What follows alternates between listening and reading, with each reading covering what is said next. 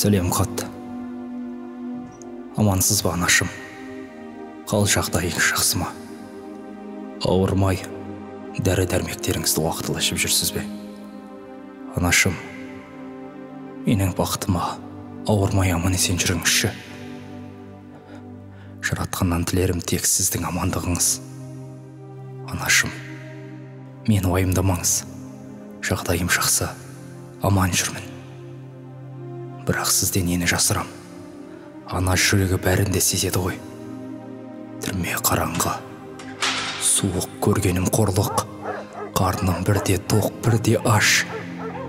Түрменің қара камерасына, солдаттардың иттерінің үргеніне әлде үйрене алмай жатырмын. Анашым, тіліңізді алмай, шетелден теріс білім алғаныма, досымды дұшпанға айырбастағаныма, Алла жолын таңдамай, шайтан жолын таңдағаныма, арама пиғыл содырларды бір тұтқаныма өкінемін. Анашым, өкінемін. Анашым, біз әлі бақытты боламыз. Ал ендеше осымен хатымды аяқтаймын. Аман болыңыз анашым. Жаратқаным жар болсын.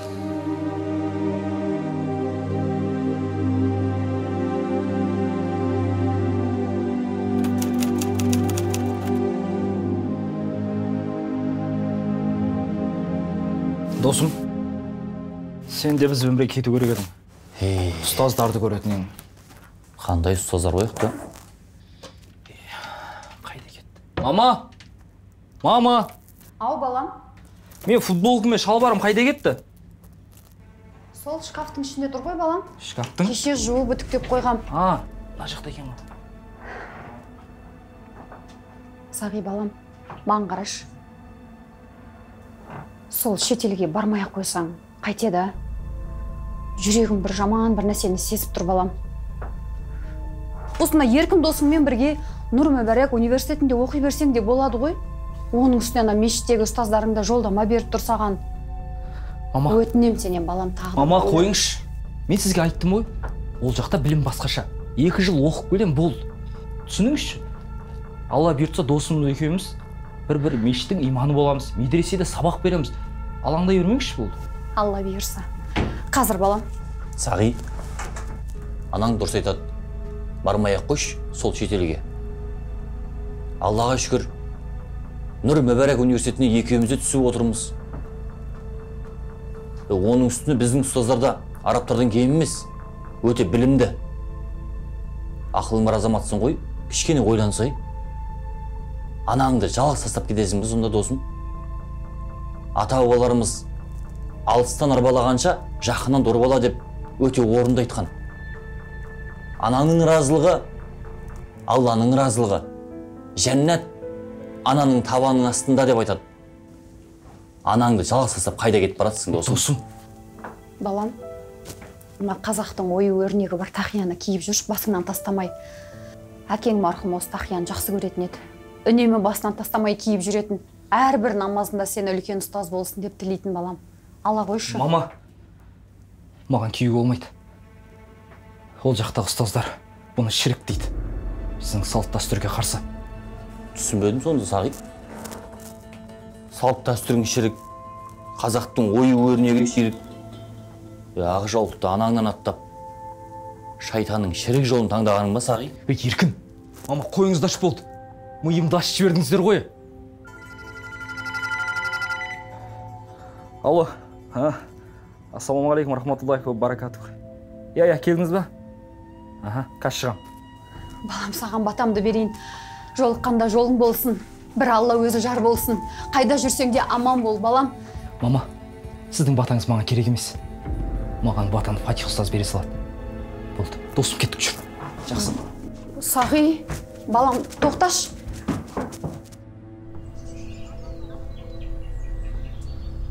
Фатих ұстаз, ассаламағалейкум. Уағалейкум ассалам ва рахматуллахи ва баракатух. Қалайсың, ахи? Жақсы. Ахи, сені соншама шәкірттердің арасынан ең таңдаулысы сен болдың.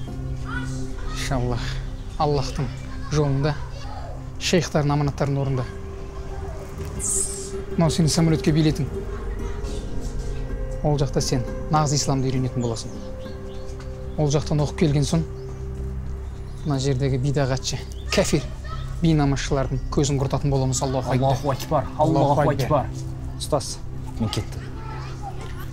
Ал, жолың болсын, ахи. Жарайды.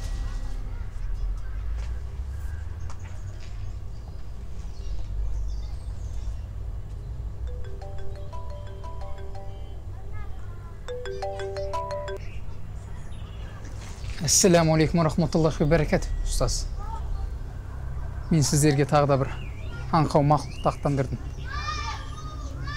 Өзі аңқау, сенгіш. 10 минут өткендегідей проблемалар болмайды. Ұстаз, Аллаху акбар, Аллаху акбар. Ассаламу алейкум рахматуллахи ва баракату.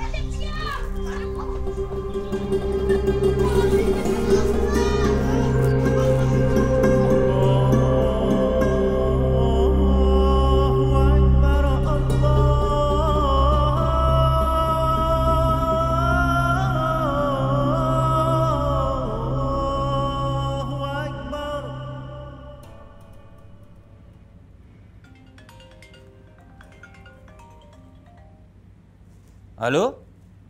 Алло, Еркін, балам қалың қалай? Жақсы әпке, Аллаға шүкір. Өздеріңіз қалайсыздар, амансыздар ма? Жаңа Сағи хабарласты. Аэропортқа келіп қалдық деді. О, мынау керемет жаңалық қой. Сағи неге ертерек айтпады екен? Жақсылап күтіп алатын ек. Сен одан да тезірек үйге жет. Біз Сағиді үйде күтіп аламыз. Жарай ма? Болды әпке, қазір, тез жетем. Мына бір жақсы жаңалық болды.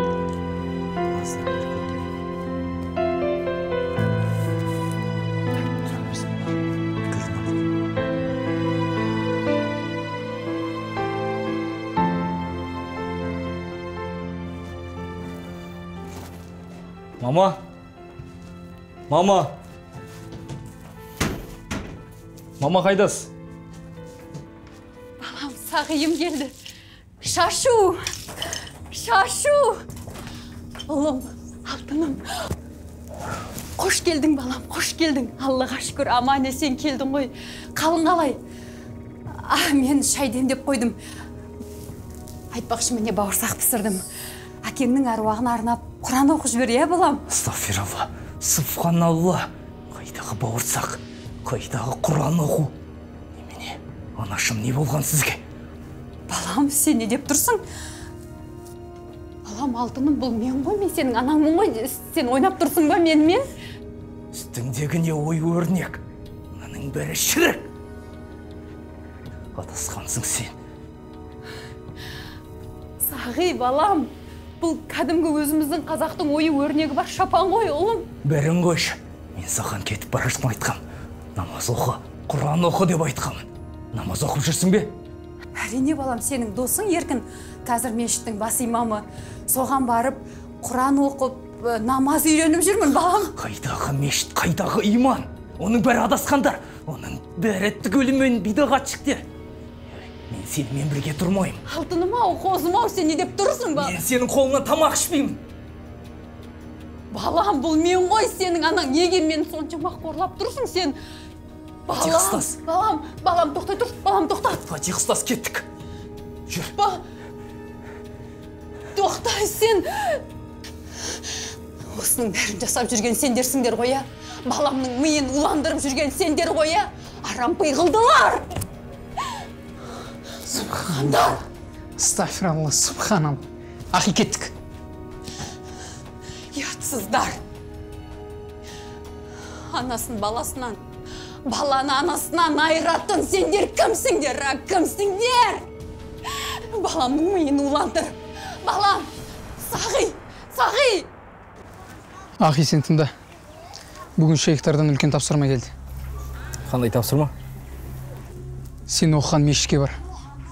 Сол жерде Еркін досын сабақ беріп жатыр. Сол жерге барып ретке саламыз. Психологический атака жасаймыз. Содан соң әлгі жерге өзіміздің сенімді жастарымызды жинап қойғам. Шейхтардың берген кітапшалары мен дисклерін тартатын боласыңдар. Иншалла харамыз көбейіп жатыр. Түсіндім, ұстаз. Аллаху акбар. Аллаху акбар. Аллаху акбар. Аллаху акбар. Аллаху акбар.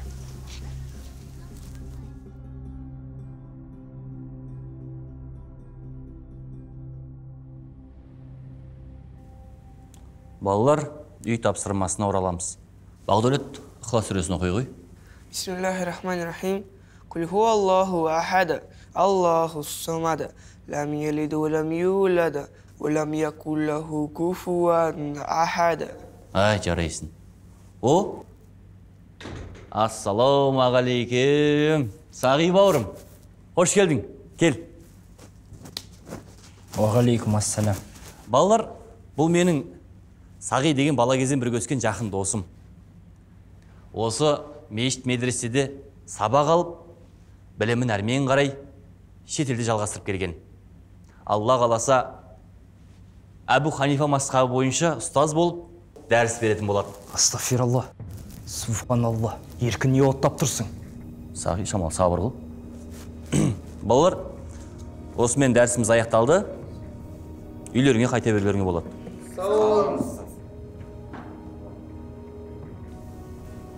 Сағи, не айтып тұрсың сен? Қандай дәлелің бар сен? Ай, досым ай, теріс жол таңдапсың ғой. Райыңнан қайт, ана үйдегі жалғыз анаңды ойласай. Еркін, ақылың өзіңе. Ұсталсын тұрғанда сен сияқтың кафирдің сөзін естімеймін. Астағфиралла. Субханалла. Сонда сенің қандай дәлелің бар? Дәлел? Менің дәлелім шейхтар мен ұстаздарда. Мына сендер адасқансыңдар. Сендердің намаздарың дұрыс емес. Абу Ханифа мазхабы бойынша адасқансыңдар. Түсіндің бе? Субханалла. Астағфиралла. Сағи.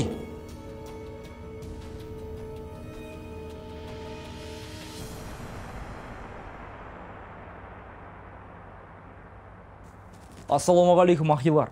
Уағалейкум ассалам. Ахилар, мен шетелден алып келген білімді сендермен бөлісем. Біз нағыз ислам жолында жүреміз, ахилар. Мына мешіттегі молда имамдардың барлығы адасқандар. Намаздары да дұрыс емес. Барлығы түгелімен бидағатшы. Ахи, сыртты көр. Таза. Дискі мен кітаптар тарат бер. Мына дискілерде шейхтардың уағыздары. Ал мына кітаптарда жихадқа шақыратын уағыздар. Жақсылап оқып, жақсылап тыңдаймыз. Және жан-жаққа таратамыз. Абайлаңдар, ахилар. Ахилар, мы сила. Аллаху акбар! Аллаху акбар! Аллаху акбар!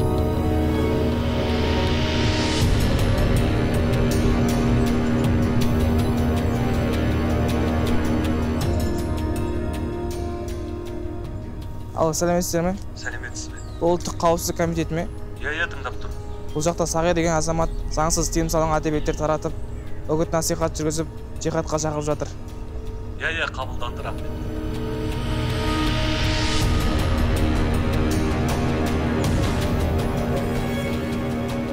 Қоймұратов Сағи Төлегенұлы 2001 жылы туылған. 2019 жылы Қазақстанда рұқсат етілмеген шетелдік теологиялық оқу орындарында білім алып, деструктивті діни ағымдардың ықпалына түскен. Халықаралық радикалды террорлық топтардың құрамында болған. 2022 жылы елге оралып, Қазақстан Республикасының қылмыстық кодексінің терроризмді насихаттау немесе терроризм актісін жасауға жария түрде шақыру 256 бабы бойынша кінәлі деп танылып, 7 жыл 10 айға бас бостандығынан айырылған.